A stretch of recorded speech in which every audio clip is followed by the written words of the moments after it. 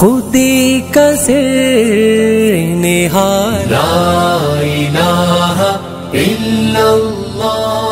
السلام علیکم ورحمۃ اللہ۔ نہ تخت و تاج میں نہ لشکر و سپا میں ہے جو بات مرد کلندر کی بارگاہ میں ہے۔ دنیا وچ ہاں بہت حیران ہویا، پیروں ساڈیوں لا زنجیر سائیں، بنا مرشداں راہ نہ ہاتھ آوے، دوداں باج نہ رجدی کھیر سائیں۔ حضرت مولانا اپنے حجرہ مبارک میں چارپائی پہ بیٹھے ہوئے تھے، گود میں فتح الباری تھی اور بڑے انہماک سے پڑھ رہے تھے کہ اتنے میں ایک نوارد قریب آ کر بولا کہ مولوی صاحب ساڈے پنڈ دا مولوی کہندا کہ مولانا مودودی کسے مدرسے جو نہیں پڑھے سی۔ نوارد نے جو ہی یہ بات کہی، مولانا نے اپنا چہرہ اقدس اٹھایا اور فی البدیہہ بولے، فی البدیہہ یہ جملہ منہ سے نکلا کہ کسے مدرسے جو نسی پڑھیا اسے تو سب کچھ پڑھ گیا۔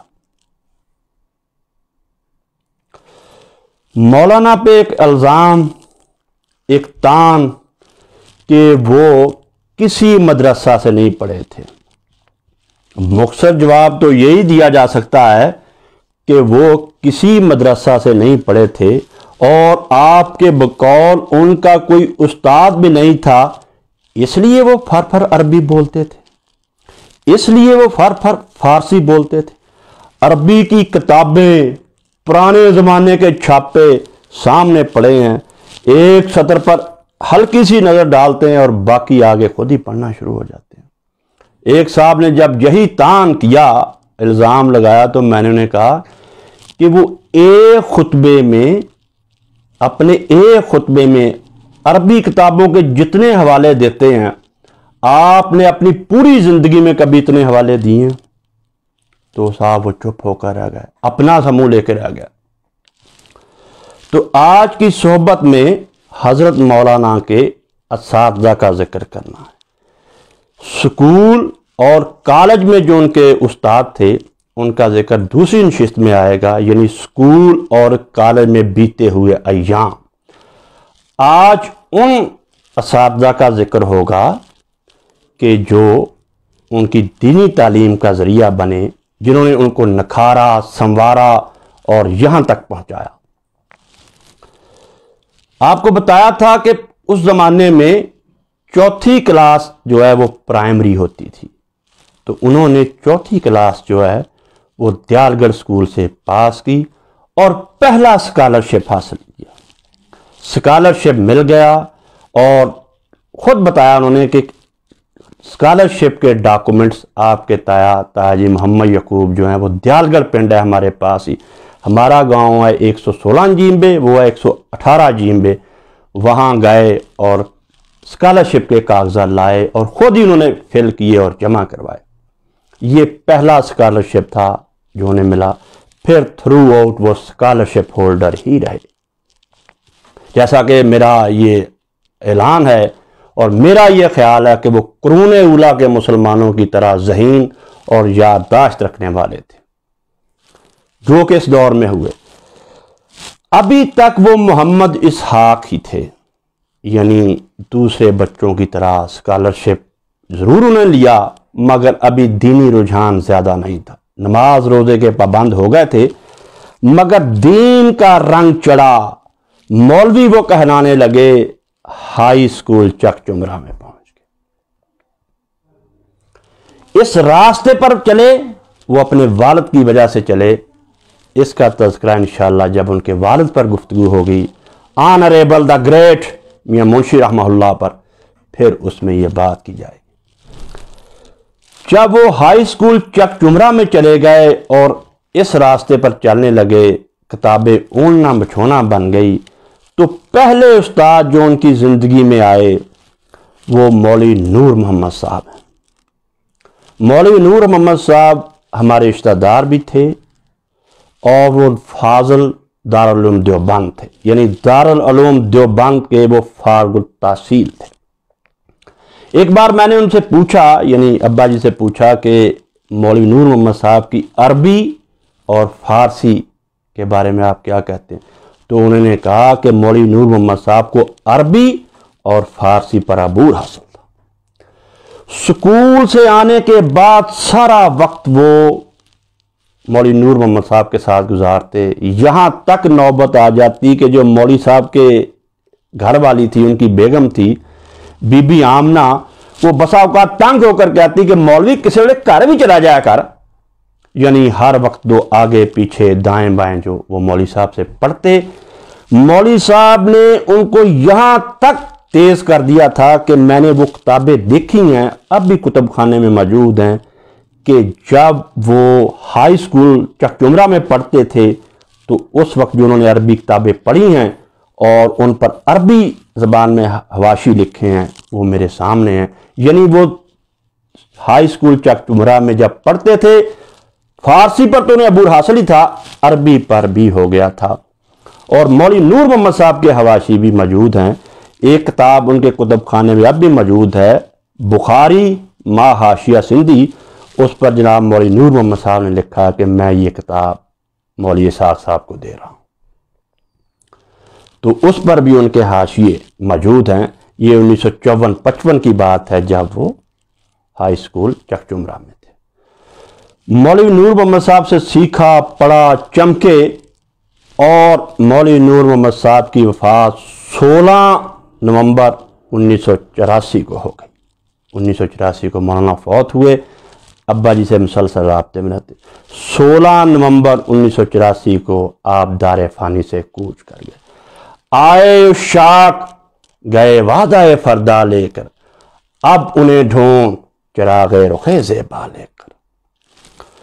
दूसरे जो आलिम स्कॉलर उनकी ज़िंदगी में आए, जब वो चुमरा स्कूल में गए तो एक बहुत ही बड़े आलम से उनका राब्ता हो गया, जिन्होंने असल में मोहम्मद इसाक और मुफ्ती मोहम्मद इसाक और मौलाना मोहम्मद इसाक, और वो उम्र भर इसका एतराफ़ करते रहे कि ये जो चमक जो भी है और जो भी तवानाई है ये मौलाना इमदादुल हक साहब की वजह से। मौलाना इमदादुल हक साहब देवबंदी थे, दारुल उलूम देवबंद से फारग थे, और मौलाना अशरफ अली थानवी देवबंदी और मौलाना शब्बीर अहमद उस्मानी देवबंदी से उन्होंने बराह रास्त पढ़ा था। फरमाया करते थे अरबी, फारसी, इल्मुल कलाम, फलसफा, मंतक, हर फन के वो माहिर थे।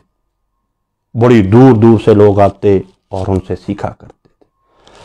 अब्बा जी के साथ इतना उनका प्यार था कि वो अपने कुतुब खाने तक बहुत कम लोगों को रसाई देते थे। इनकी कुतुब खाने तक रसाई, जब मर्जी आओ, जब मर्जी पढ़ो, जो किताब चाहिए यहाँ पढ़ो, घर ले जाओ। कहते मुझे मुकम्मल आज़ादी थी, ये सिर्फ आज़ादी मुझे थी और कोई उनके कुतुब खाने में नहीं। एक लतीफ़ा भी सुनाया करते थे कि जब वो खुशी के मूड में होते तो कहा करते मौलवी साहब सीख ला हमसे, सीख लो हमसे, हमारी को तो मुर्गियों को भी सरफ और नाव आती है, हमारी तो मुर्गियां भी नहव की माहिर हैं, बुलाओ मुर्गी को अभी बोलेगी। तो उनका नतीजा था जो अरबी फर फर बोलते हैं, एक एक सतर जो है वो आपके सामने पढ़ रहे हैं।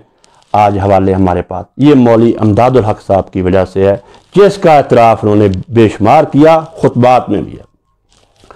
मौलाना साहब के साथ यानी मौलाना इमदादुल हक से साथ ये सिलसिला जारी था, सीखने का, सिखाने का, पढ़ने का, कि यहाँ तक के किताब आ गई खिलाफत व मलूकियत।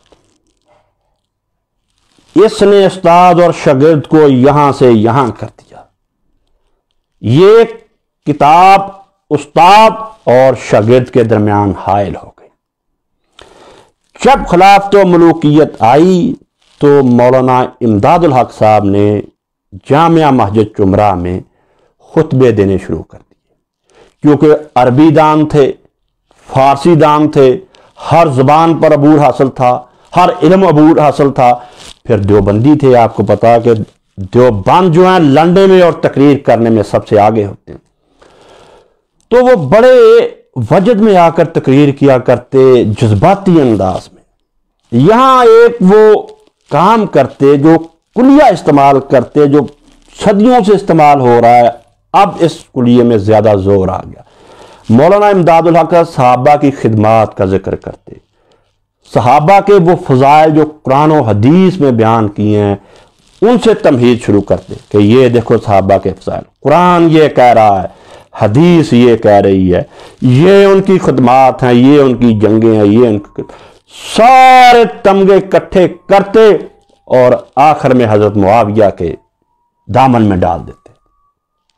جب یہ سلسلہ چلتا رہا اور ان کے خطبات کا رنگ چڑھا تو جماعت اسلامی چک چمرہ نے ان سے ملاقات کی. انہوں نے کہا آپ جس انداز میں بات کر رہے ہیں یہ ہمیں وارے میں نہیں ہے. آپ دوسرے صحابہ کے سارے تمغے اکٹھے کرتے ہیں اور حضرت معاویہ کے دامن میں ڈال دیتے ہیں، جبکہ مولانا مودودی رحمۃ اللہ نے ان صحابہ کی تو تعریف کی ہے، جو عشرہ مبشرہ ہیں ان کی بھی تعریف کی ہے، جو اہل بدر ہیں ان کی بھی تعریف کی ہے، السابقون الاولون کی بھی تعریف کی ہے. نقد انہوں نے کی حضرت معاویہ پر. آپ جو ایک آدھ تمغہ حضرت معاویہ کا ہے ان کو دیں، سارے صحابہ کے تمغے اکٹھے کر کے تو ان کے گلے میں نہ ڈالیں. تو آپ مولوی اسحاق صاحب سے بات کریں. تو انہوں نے یہ کہا کہ مولوی اسحاق صاحب سے میں کیسے بات کر سکتا ہوں، وہ تو میرے شاگرد ہیں. بہرحال یہ کتاب کی وجہ سے پھر وہ مولانا سے دور ہو گئے اور مولانا مولوی امداد الحق صاحب سے دور ہو گئے. یہ فاصلے بڑھ گئے.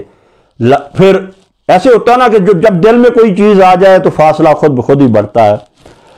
یہ سلسلہ چل رہا تھا مخالفت کا. جماعت اسلامی والے جاتے تھے، آپ بات کریں، وہ تقریریں کرنے سے باز نہیں آتے تھے اور ممبر پہ مولانا احمد جی کو گالیاں بھی دیتے تھے اور ابا جی کو گالیاں وارے میں نہیں تھی، رو رو کر گالیاں دیتے تھے. بعض لوگ بھی رونے لگ جاتے تھے کیونکہ صحابہ کی ساری خدمات اکٹھی کرتے اور حضرت معاویہ کے دامن میں ڈال دیتے. یہ سلسلہ چل رہا تھا، دشمنی بڑھ رہی تھی کہ اتنے میں جو اب کوہ نور ٹاؤن بنا، یہاں کوہ نور مل ہوتی تھی سینکڑوں کی. یہ لوگ گئے، انہوں نے چرچا سنا کہ چک چمرہ ایک چھوٹا سا شہر ہے، وہاں اتنا بڑا بزرگ بیٹھا. یہ پھر ان کو لے کر فیصل آباد آ گئے کوہ نور مل میں. یہیں وہ رہے، یہیں وہ فوت ہو گئے. اس کے بعد ان کی اولاد جو ہے وہ کراچی چلی گئی. میں نے جو ہمارے ساتھی چک چمرہ میں ہیں ان سے رابطہ کیا کہ کہیں ان کے اہل خانہ سے رابطہ ہو جائے، ان کی تصویر مل جائے، مگر انہوں نے کہا کہ رابطہ نہیں رہا کیونکہ ان کی اولاد ساری پھر کراچی چلی گئی. ہو سکتا ہے یہ گفتگو کسی طرح ان تک پہنچ جائے تو وہ بات ہو جائے. یہ تھے وہ استاد جن سے مولانا نے سیکھا اور پڑھا اور یہ فن کے امام تھے. ان کی برکت سے ہی آپ نے دیکھا ہے کہ وہ کس طرح عربی بولتے ہیں اور کس طرح فارسی بولتے ہیں. اب ایک نمونہ ٹیسٹر کہ فیصل آباد کے تقریباً 50 علماء دین نے مل کر ان کی زندگی کا سارا ریکارڈ اکٹھا کیا. 45 بڑے بڑے عالم دین، پیچھے ان کے مدارس، پیچھے ان کے اسٹوڈنٹ کہ مولوی اسحاق صاحب کی غلطیاں نکالو. خیر غلطیاں نکالی انہوں نے. یہ 49 صفحے کا ایک چھوٹا سا رسالہ جو ہے نا بنایا، چھوٹے سائز میں 49 صفحے ہیں اس کے. اس میں سے تے کی غلطیاں، شعر یہاں کیوں پڑھا، یہاں مصرع کیوں پڑھا، یہاں حقائق کیوں بیان کی. پھر بھی 49 صفحے بنے. اور جمعرات کا دن تھا جب یہ رسالہ 2012 میں تقسیم ہوا. سارے شہر میں عام تقسیم ہوا یہ رسالہ. ہر کتب خانے پہ رکھا گیا کہ رسالہ آ گیا. نام نہیں کسی کے رکھا. اس رسالے کی سب سے بڑی اخلاقی کمزوری یہ ہے کہ کسی کا نام بھی نہیں ہے کہ کس نے لکھا ہے، یہ چھپوایا کس نے ہے، پتہ کس نے، گمنام، ہر چیز پردے میں. بڑا تقسیم ہوا. جمعہ کے دن ایک ساتھی آیا، میں ان کا نام نہیں لوں گا ان کے لیے دشواری نہ بن جائے، تو وہ کہنے لگے، لیٹے ہوئے تھے ایسے نیم دراز تھے کہ مولوی صاحب ٹاڈے خطاب کتاب لکھی گئی ہے کل سارے شہر تقسیم ہوئی ہے. اٹھے اپنے مخصوص انداز میں کہنے وہ کیڑی کتاب چھپ گئی، وہ کتنے تقسیم ہوئی جا رہی ہے. انہوں نے کہا کہ سارے شہر میں تقسیم ہوئی ہے. آپ بھی نے دیکھی پہلا ہی صفحہ ایسے نشان لگا کہتے انا للہ و انا الیہ راجعون، انا للہ۔ میں تانوں ہمیشہ کہنا کہ ساڈے جڑے مولوی انہوں نے دو کتاباں خیال نہیں پڑھیاں، ایک قرآن شریف ایک بخاری شریف۔ یہ دیکھ لو مجھ پہ لکھ دیا کہ مولوی اسحاق صاحب نے جھوٹ بولا، یہ واقعہ تو بخاری میں ہے ہی نہیں، تو انہوں نے کہا کہ یہ دیکھو یہ واقعہ بخاری میں 7 جگہ آیا۔ خیر انہوں نے آدھے گھنٹے میں نشان لگا کے اسی صاحب کو واپس کر دیا۔ وہ صاحب جو رئیس تھے اس گروہ کے ان کے پاس گئے اور کہا یہ دیکھو مولوی صاحب نے لالو لال کر دیتا، تو خود انہوں نے مجھے بتایا کہ وہ بھی سر پکڑ کے بیٹھ گیا کہ اوہو ہم سے یہ بلنڈر ہو گیا، یہ بلنڈر ہو گیا کہ بخاری میں 7 جگہ۔ نتیجہ یہ نکلا کہ اگلے دن جمعہ فیصل آباد چھٹی ہوتی ہے، ہفتے کو ساری جگہوں سے یہ رسالہ واپس لیا، ہر جگہ سے اکٹھا کیا کہ لوٹا دو۔ اتوار کے دن میں گیا یہ رسالہ لینے، مجھے کسی بھی کتب خانے سے نہیں مل رہا تھا۔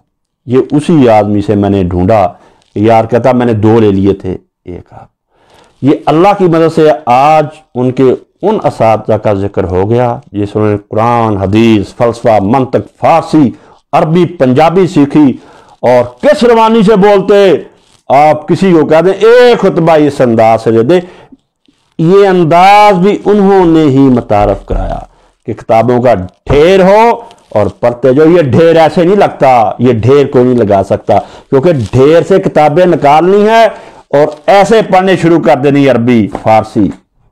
باقی آج تک اگر کسی ایسے نے کیا ہے تو آپ بتائیں۔ آخر پہ ظفر علی خان، اسلام کی فطرت میں قدرت میں لچک دی ہے، اتنا ہی یہ ابھرے گا جتنا کہ دبا دو گے۔ اللہ ہمارا حامی و ناصر۔